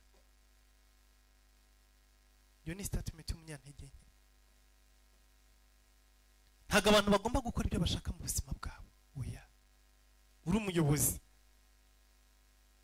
ufite umuhamagaro, gute abantu bakora ibyo bashaka, abantu Imana yaguhaye, gute mu rugo rw'abantu bakora ibyo bashaka, gute muri business, muri kampani washinze, washoyemo amafaranga abantu bakoramo ibyo bashaka, oya. Ifite amabwiriza n'umurongo igenderaho. Gute mu muryango wawe Imana yaguhaye, ubereye soko, ubereye nyoko, ubereye umubyeyi, gute bakora ibyo bashaka? No. hagomba kuba hariho umurongo utawugendeyemo bikagaragara ko yakunaniye, bikagaragara ko yakunaniye, kavuga ngo kanaka yarananiranye muri uriya muryango, kuko uriya muryango si kubaho. Ntabwo muri uriya muryango abantu babyuka ngo bakore ibyo bashaka. Famiye ifite uko ibaho, igihugu gifite uko kibaho, itorero rifite uko ribaho, minisiteri ifite uko ibaho, ifite uko igenda, ifite uko ikora. Ntabwo rero abantu babyuka ngo bakore ibyo bashaka. Iyo wakoze ibyo washaka, iyo ukoze ibyo ushaka, uba wananiranye, wananiye igihugu, wananiye umuryango, wananiye ababyeyi, wananiye urugo, wananiye papa, wananiye mama, wananiye umugabo, wananiye umugore wawe, wananiye abana bawe, wananiranye, kuko hariho amabwiriza n'umurongo abantu bagomba kugendaho. Ntabwo bagomba gukora ibyo bashaka. Rero iyo wicaye uvuga ngo mukora ibyo mushaka birabareba, ni statement y'umunyantege nke, very weak. Yosuwa yari umunyembaraga mu kurwana no kugera ku byo bamuhaye kugeraho, ariko yari weak mu gutegura generasiyo zizakurikira. Yahagaze imbere ya generasiyo, atigeze ategurira umuntu uzayikomezanya, atigeze ategura umuntu uzayiyobora, atigeze ategurira umuntu uzahagaraho atari. Abura icyo ababwira ngo muzakora ibyo mushaka. Nani se bazabuzwa n'icyo gukora ibyo bashaka kandi nta muyobozi bafite? Ntawe yari afite wo guhereza inkoni. Inkoni yahawe we ntawe yayihaye. Umwitero yahawe we ntawe yawuhaye. Amavuta yasutsweho we ntawe yasutseho. Urufunguzo yahawe we ntawe yigeze aruha. Shame, isoni n'ikimwaro ku bayobozi bameze nka Yosuwa, bakoresha imbaraga akarwana, ugakoresha imbaraga ugakura urugo rwawe mu bukene, ugakoresha imbaraga ukabaha aho kuba, ugakoresha imbaraga ukabaha ibyo kurya, ukabaha ibyo kwambara, ukabaha igitinyiro, ukabaha kumenyekana, ariko warangiza ukabisiga ku gasozi nk'ubitereye inyoni, nk'ubitereye imbwa, bidafite uzabimanaje ingana uzabikurikirana. Amakosa ahambaye. Ibyo wagezeho, ibyo warwaniriye, ibyo watangiye igitambo, ugomba kubisiga mu maboko y'uzabikomeza mu murongo Imana yabiguhayemo. Hallelujah. Izi weakness za Yosuwa, Bibiliya iravuga ngo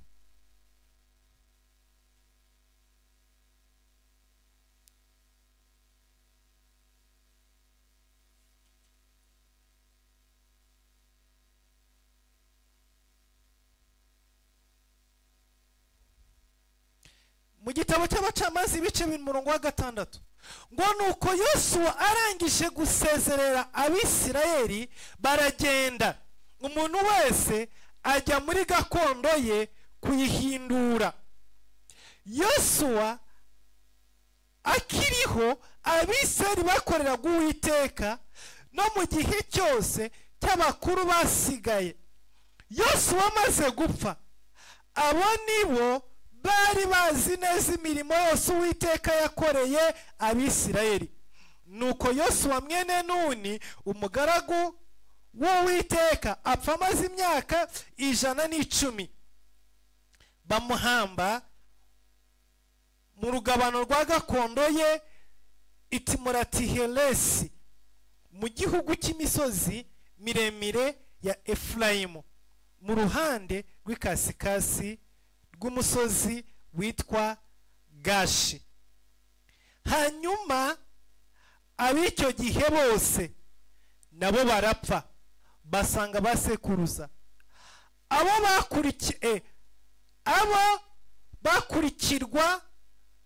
bakurikirwa n'ab'ikindi gihe bakura batazi Imana, habe no kumenya imirimo yakoreraga Abisirayeli. Do you get? murumva icyo nababwiraga? Yesu apfa adasize umuntu uzamusimbura, apfa adasize umuyobozi, apfa adasize, adateguye indi generasiyo. Abo banganaga nabo bagendanye nabo bafatanyije kurwana intambara bose barapfa, kuko nabwiye ko ubuzima turimo hari igihe Imana yabuduhayemo. Bibiliya avuga ngo haza bikindi gihe, nicyo natangiye mvuga, haza indi generasiyo, haza izindi nkumi, haza abandi basore, haza abandi bakobwa, haza abandi bagabo n'abandi bagore batigeze bamenya iby'Imana yakoranye na Mose na Aroni, batigeze bamenya urugamba rwa Yosuwa. Nta wari uhari wo kwibabwira, nta wari uhari wo kwibigisha. Ngo bakura batazi imirimo y'Imana, bakura batazi Imana namba. Murongo wa 11 w'iki gice cya kabiri cy'Abacamanza ngo nuko Abisirayeli bakora ibyangwa n'Uwiteka, bakorera Bali. Ko bigenda. Iyi generasiyo itazi Imana, itagira umuyobozi, itazi amateka, itazi ibyabaye, idafite uyibwira ngo turagenda gutya, turakora gutya, turagera. Cyakoze ni kimwe, yaramije Imana yabonye iruhande rwayo. Basenga Bali, basenga Shera, basenga ibishushanyo. Bimura Uwiteka Imana y'abasekuruza yabakuye mu gihugu cya Egiputa, bakurikira izindi mana z'abanyamahanga babakikije, bakazipfukamira, barakaza Uwiteka. Uwo ni umurongo wa 12 w'igice cya kabiri cy'Abacamanza. Urumva ingaruka zo kudategura generation? Urumva ingaruka zo kubaho uzi kuzatura nk'umusozi muri iyi si? Urumva ingaruka zo kubaho udatekereza ko ufite igihe cyawe kizarangira akazi igihe cy'abandi? Urumva ingaruka zo gusenga udategura abazasengesha abandi mu gihe kizaza? Umurimo ufite iby'Imana yaguhaye uzabisigira nde? Uzabihande ninde? Uzabikomezanya? Aya majoro urara, aya masengesho usenga, uko kwiriza wiyiriza, urubyaro rwawe ruzabikomeza? Uri Mose cyangwa uri Yosuwa? Uri Mose utekereza generasiyo izakurikira, cyangwa uri Yosuwa ureba ibimureba, ureba ibyiwe, ibyejo ntibimureba? Urinde muri aba bayobozi bombi. Ubuzima bwawe butwara gute? Butwara nk'ubuzarangira ku munsi wavuyeho, cyangwa ubutwara nk'ubuzakomezana nyuma yo kuzaba uri utakiri muri iyi si? Ni gute utwara ubuzima bwawe? Ni gute ubutekereza? Ibyo ukora, imico yawe, ubuzima ugendamo, ubitekereza gute? Ubikora gute? Panga gute? Isashe. Kubera kubura rida, kubera kubura umuyobozi, kubera kubura ubabwira ngo ibi ni bibi, kubera kubura ubaha igitsure, ubaha umurongo, ngo abazi Imana bose bamaze gupfa, generasiyo yahagurutse iramya Bali, isenga imana z'abanyamahanga. Uwiteka nawe arabarakarira, hanyuma arabahana, arabatererana.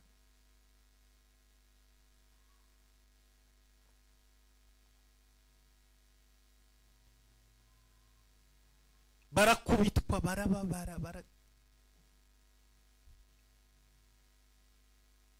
Muri iki gihe rero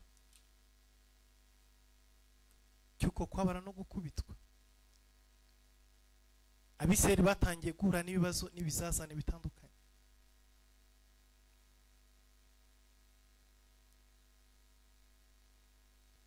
Kugira ngo Imana ibakize, Imana yabona bakubiswe, bababaye, babuze epfo na ruguru, ikaza ikareba umuntu muri bo, hagati muri bo, upfuye kugira umutima mwiza kuruta abandi, upfuye kugira ubwenge kurusha abandi, ariko utatojwe, utigishijwe, utatoranijwe, udafite education, utazi ibyo akora.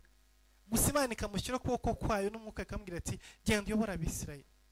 Yosuwa yishe systeme y'Imana. Systeme y'Imana yayitangiye igihe yafataga Mose ikamukura muri bene wabo ikamutwara mu nzu kwa Farawo. Ahari amashuri y'ubuyobozi, ahari amashuri, ahari internship y'ubuyobozi, hari uko ibintu bigenda bikorwa. Akurirayo ategura nawe Yosuwa. Ibyo nibyo Imana yashakaga ngo bikomeze gutyo bisimburana, buri wese ategura abandi. Ariko Yosuwa yica systeme y'Imana, bituma Imana igaruka iza ishaka umuntu itoraguye ahantu ibonye gusa, igapfa kureba ubaye mwiza kuruta abandi utigeze wigishwa na gatoya, ikamushyira akaba umucamanza akabura Abisirayeli. Uko niko umucamanza witwa Otiniyeli yahagurutse mu gihe Mesopotamiya bari bamereye nabi Abisirayeli.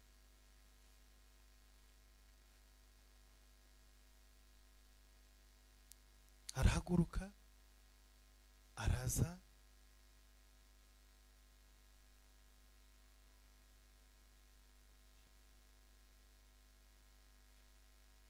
ayobora Abisirayeli. Ariko igihe uyu Otiniyeli yapfaga, nta wundi nawe yateguye kuko n'umuntu watoraguye gutyo gusa. Abisirayeli barongera basubira inyuma, basubira mu byangwa n'Uwiteka, bongera bikorera ibindi. Icyo gihe Imana irongera iraza ipfa gutoragura undi muntu runaka utateguwe, utigishijwe, udafite ubwenge, udafite ubumenyi, udafite iki, witwa Ehudi. Nawe iramuzana imugira umucamanza, nawe afasha Abisirayeli bakiza Abamowabu.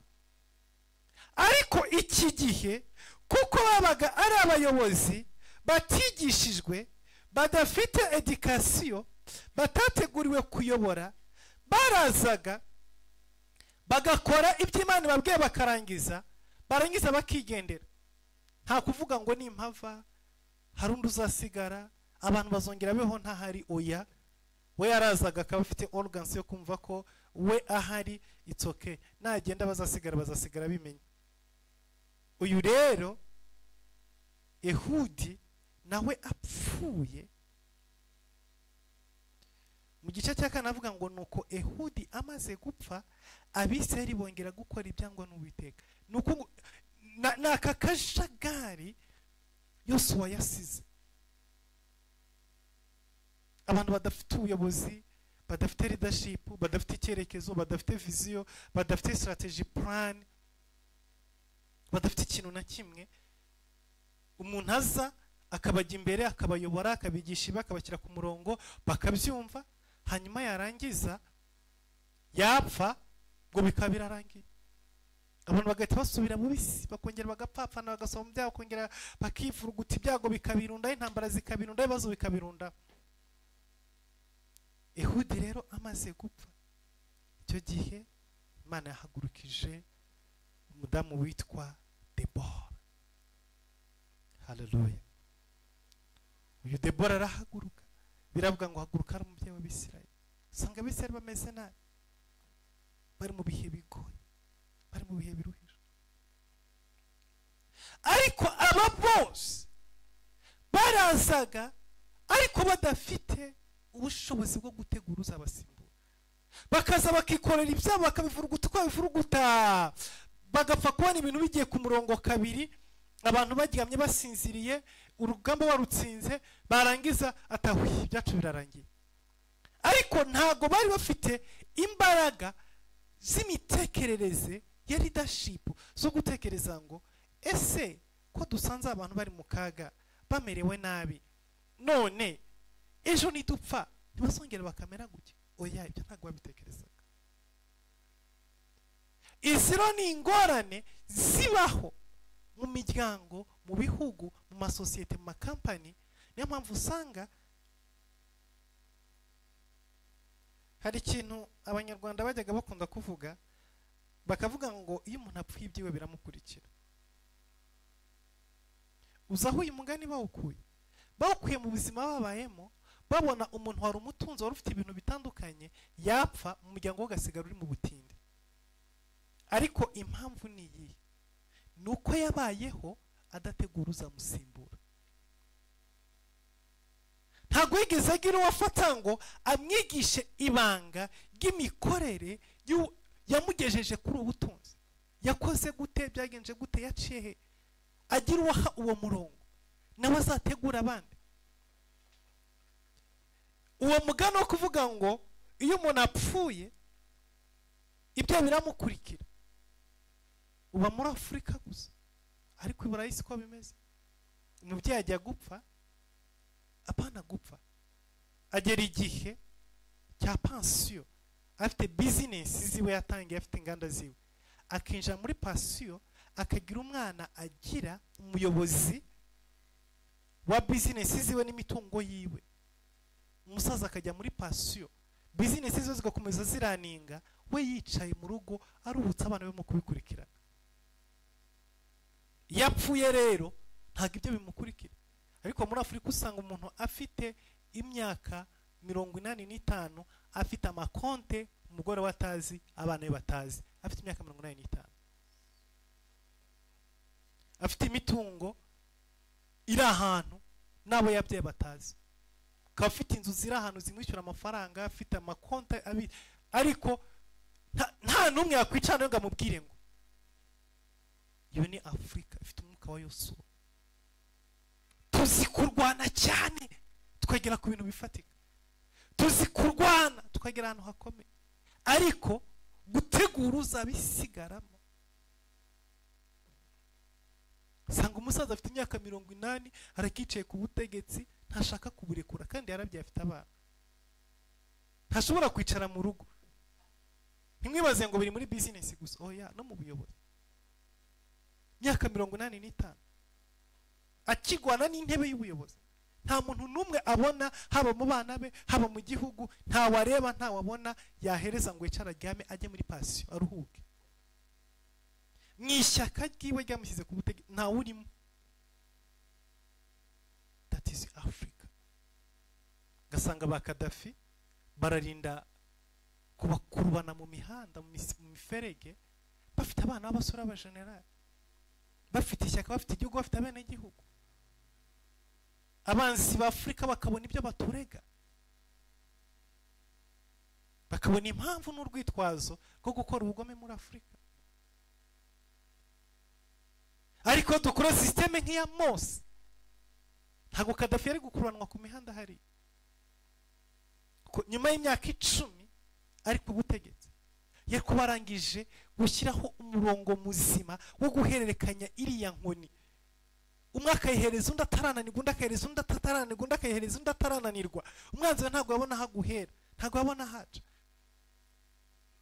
Ariko ikitwica ni ugukomeza warushye, wananiwe, wahagiye, ariko nta numwe wizeye kumuhereje iyo nkoni nawe yakomeza urugendo rwawe. Oya, nta numwe. Iyo nkoni urakomeza wirukankane urushye unaniwe. Utwo tu business ukomeza utwirukemo urushye unaniwe. Ntushobora kuryama ngo usinzire abana bagende bakore n'uruti ibyo wakoraga. Biruke n'igihe hagishyashya bagere no ku mageneration yabo mashya n'ibiki byose. Bazane n'ama innovation bashyiremo n'utuntu dushyashya. Reka mbabwire ikintu kimwe, ndimo kugana ku musozo. Uziko Trump muri aya matora aheruka gutsinda ejo bundi, uzi umuntu wamufashije gutsinda, umuntu wamuhaye amahirwe menshi yo gutsindira iyi manda. Abantu bazi ngo Elon Musk, ariko siko bimeze.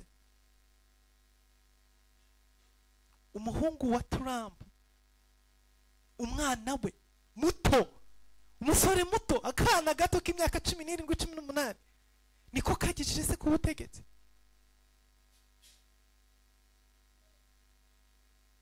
Niko kamukore strategy. Aka kana gafite igikundiro kidasanzwe muri Amerika. Mu gihe kirahira rya Trump abantu babikurikiye, amakamera yose yarahanze kuri kariya kana. Ise yamuhaye umwanya w'imyaka 17 agira se inama, strategy z'ukuntu ari buze kwiyamamaza. Hallelujah. Kubera iki? Generation urubyiruko ni rwinshi.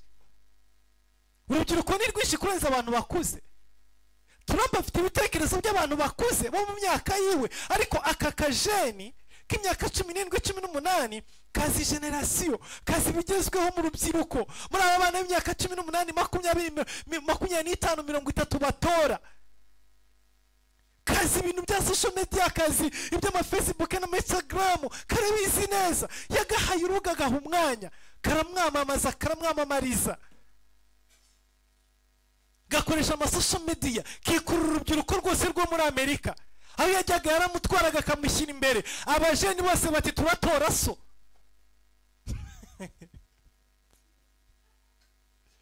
Abana batoya nibo batora n'abafite inyota, babandi baje gutora ubwa mbere bose batoraga Trump.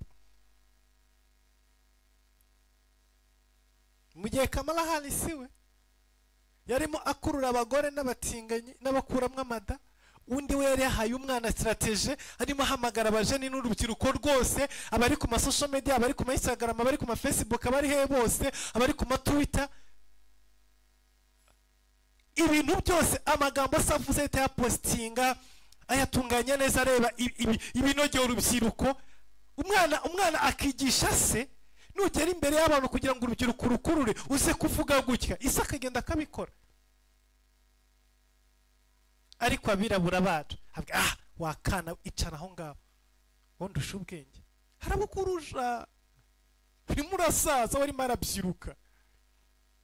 Generasiyo arazizi, yari ku ishuri mfite abandi bana bavuga, afite umwanya uhagije wo kujya kuri social media akamenya ibitekerezo, akamenya ibyo bakuvuga n'ibyo bakwandikaho. Wowe mu mwanya urimo, uwo mwanya ntawe ufite wo gusoma iyi Facebook, usoma urimo urarwana n'amafaranga n'amahoteli n'ibiki byose, uwo mwanya ntagara, ari mu ma social media, ari muri rwo rubyiruko. Niyo yamuha amahirwe menshi yo gutsinda. Mu bantu ba mbere Trump yashimiye umwana wiwe. Afite abandi bana bakuru, ariko aka niko gato, ariko mve ngo Amerika igeze ku rwego irimo imubonamo perezida w'ejo hazaza. Bivuze ngo mu myaka imbere, nk'uko twabonye Bush asigira Bush umwana we, tuzabona mu bihe bizaza umwana wa Trump n'aba perezida. Kubera iki? Spirit ya Mose. Ibi ngibi abazungu barabisobanukiwe, ariko twebwe abirabura biracyari kure nk'ukwezi, biracyari kure nk'ukwezi. Nimba umugabo nka Trump yo wa Amerika ashobora guha icyizere umwana w'imyaka 17, ariko wowe ugasanga ufite umuhungu w'imyaka 30 kiryamye mu nzu iwawe, ukigaburira kirya, gikoresha korogati yawe, nta cyizere na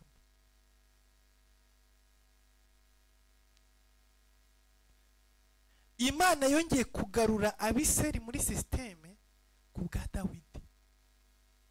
Burya na Sawuli impamvu yananiwe, nawe n'umwami watoraguwe. Yatoraguwe gutyo gusa, nta training nimwe, nta information nimwe, nta kintu na kimwe, aratoragurwa, araza asukwa amavuta, ashyirwa hariya, ahinduka umuyobozi. Maze kugira ku butegetsi atangira gukora ibyo yishakiye. Imana iravuga ngo reka nsubire muri ya systeme yanjye, igihe natoranyaga Mose niko kugenda ishaka kana gato ka Dawidi katarangirika mu mutwe. Haleluya. Ishaka kana gato ka Dawidi, irakazana, ikinjiza ibwami, kajya kwa Sawuli, gatangira gucuranga, gatangira kwiga uko bayobora, uko bicara ku ntebe z'ubuyobozi, uko bahererekanya, uko bategura ubwami, uko umwami ahereza undi ubwami. Ibyo byose arabyiga, afata umwanya wo kubisoma no kugenza gute. Imana imutegura imyaka 40. Yesu ashimwe. Imana yateguye Dawidi imyaka 40. Dawidi yamaze imyaka 40 yarasutswe amavuta, ariko ataraba umwami. Imana ikimutegura. Wibuke na Mose yamaze imyaka 40 ibwami kwa Farawo yiga nuko Imana ikora. Imyaka 40 ishize nibwo Imana yakuye Sawuli ku butegetsi ibuhereza Dawidi. Dawidi yavuye ku butegetsi abuhereza umuhungu we Salomo. Yari yarateguriwe, yari yaramuteguye nk'umuntu agomba kumusimbura. ubuzima turimo ntacyo buri cyo iyo udatekereza ejo hazaza, iyo udategura uzasigara n'ibyo urimo gukorera, iyo udatekereza ngo inkoni yanjye nzayihereza nde, ninde uzayikomezanya. Sibye ko benshi tubona nta n'inkoni dufite mu biganza byacu, nubwo baba ntabyo dufite ibyo twabahereza, ariko haracyari amahirwe. Usenga ijoro n'amanywa, usenga ijoro n'amanywa, Imana yakwibuka, Imana yagutabara, Imana yakugirira neza. Ariko umugisha ufite n'amasengesho usenga n'amasezerano ufite, basi nimba udafite n'ibifatika, ariko basi ufite n'amasezerano, ninde basi uzayasigarana, uzayakomezanya kagenda muri wa murongo? Icyo nicyo kibazo. Igisubizo cyacyo ni wowe ugifite, ntabwo ari njye ngifite, ariko Imana izagushoboza kugira ngo ubikore nk'uko Mose yabikoze. Imana ibahe umugisha. Amasaha aratujyanye, reka twinjire mu mwanya wo gusoza dusenge. Iki cyumweru tugiye gutangira dufite morning glory mu gitondo saa 11 kugeza saa 12 ku masaha mu Rwanda, tuzaba turi muri morning glory. Hanyuma izindi porogaramu tuzazibabwira. Ku kwezi kwa kane tugiye kwinjiramo, ni ukwezi kurimo icyunamo ku bari mu Rwanda n'abanyarwanda bari hirya no hino ku isi n'inshuti z'u Rwanda, kizatangira ku itariki 7. Ni icyunamo cyo kwibuka abazize jenoside 1994, jenoside yakorewe Abatutsi. U Rwanda n'inshuti z'abanyarwanda twese tuba twifatanije kwibuka abacu batuvuyemo. Hanyuma ku itariki 20 tuzaba dufite Pasika, nanone n'igihe cyo kwibuka urupfu rw'umwami wacu Yesu Kristo, igihe mu isi akatubohora, akatubambirwa, akaduha amahirwe ya kabiri, akaduha kubaho. Rero icyo cyumweru cyose kuwa gatanu ku itariki 18, kuba byizera n'abigenderamo abari Holy Friday cyangwa se wa gatanu mutagatifu. Hanyuma kiriya cyumweru cyose kibanziriza Pasika, n'ubundi natwe abakunda Imana tuba turi mu masengesho, turimo gusenga, tuganira ijambo ry'Imana, tugira n'igihe cyo kujya ku igaburo ryera, ndetse dukora igaburo ryera kuri ya wa gatanu mutagatifu cyangwa se Holy Friday. Niwo munsi dukora igaburo ryera twibuka urupfu rwa Yesu no kuzuka kwa Yesu, kuko Yesu Kristo yatanze igaburo igihe yiteguraga kujya ku musaraba. Ntabwo yatanze igaburo avuye mu mva. Benshi bafata igaburo ku munsi wa Pasika mu gitondo, nabo ntabwo ari bibi, ni byiza kuko yaravuze ngo tujye tubikora igihe cyose, ariko twebwe abakunda Imana Love of God tubikora Friday, wa munsi tuba twibuka igihe Yesu Kristo yabambwe ku musaraba, rya joro yasangiye n'abigishwa biwe mbere yuko ajya kubambwa. Hanyuma rero Imana mu ijuru ibaha umugisha, ibagire neza. Reka dusenge dusoza. Data, turagushima kubwa kino gitondo, turagushima kubw'ijambo ryawe, turagushima kubw'uyu mwanya. Reka ubwiza bwawe, reka ukuboko kwawe, reka imbaraga zawe, reka ikiganza cyawe bibane natwe, kandi umwuka wera beja buri wese. Iri jambo mwami rigira imbaraga, rigire ubushobozi Data, rigere kure kandi rihindura imitima ya benshi. Data, uyu murimo ukomeze uwubake, kandi ukomeze ubaka ubwoko bwawe, ukomeze utugire neza muri byose, kubw'ineza yawe no kubw'urukundo rwawe, mu izina Yesu Kristo, amen. Hallelujah.